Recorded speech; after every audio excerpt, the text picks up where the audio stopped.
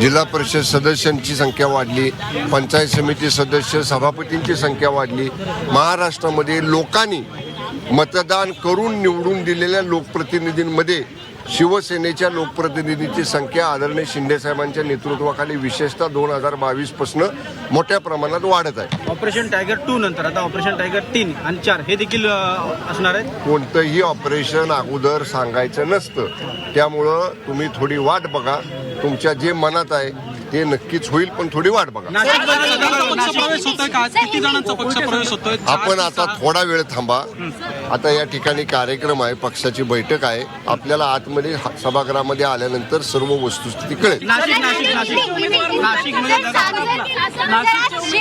नाशिकच्या बाबतीमध्ये आम्हाला सुद्धा निकाल लागल्यानंतर आश्चर्याचा धक्का बसलेला आहे। महायुतीकडे पूर्ण बहुमत स्थानिक स्वराज्य संस्था नाशिकमध्ये असताना महायुतीचे असणारे शिवसेनेचे उमेदवार यांचा पराभव होणं हे धक्कादायक आहे।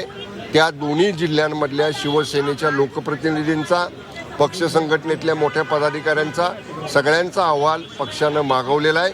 तो अहवाल आल्यानंतर तो अहवाल माननीय मुख्य नेते आदरणीय शिंदे साहेबांसमोर सादर केला जाईल। आता साताऱ्यामध्ये सुद्धा बघा आम्ही उमेदवारी मागितली होती, पण आदरणीय शिंदे साहेबांनी सांगितलं की महायुतीमध्ये जागा भाजपला सुटलेली आहे।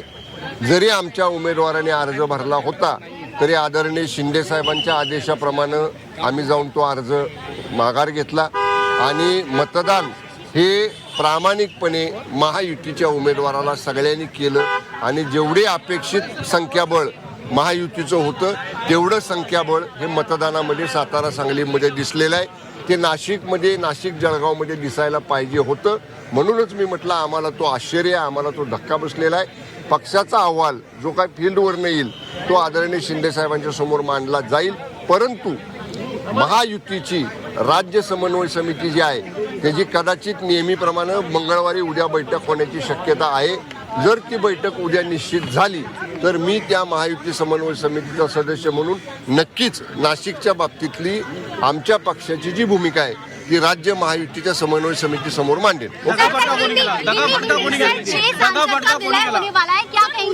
आज जो जो हमारे साथ आ रहे हैं वो सभी का हम लोग स्वागत करते हैं। आदरणीय एकनाथ जी शिंदे साहब के नेतृत्व में शिवसेना बढ़ रही है, शिवसेना के लोक प्रतिनिधियों की संख्या बढ़ रही है। 2022 से जब से आदरणीय शिंदे साहब ने मुख्य नेता की कमान संभाली है, शिवसेना ग्रास रूट तक पहुंच रही है।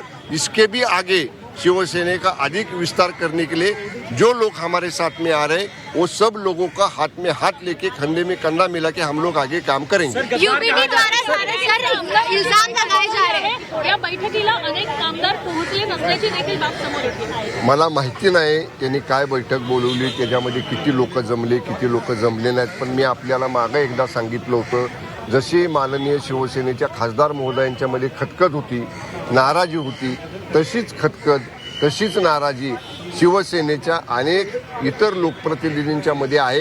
अनेक लोक अशा बाबतीतली नाराजी खतखत ही आमच्याकडे खाजगीत चर्चा करताना बोलत असतात।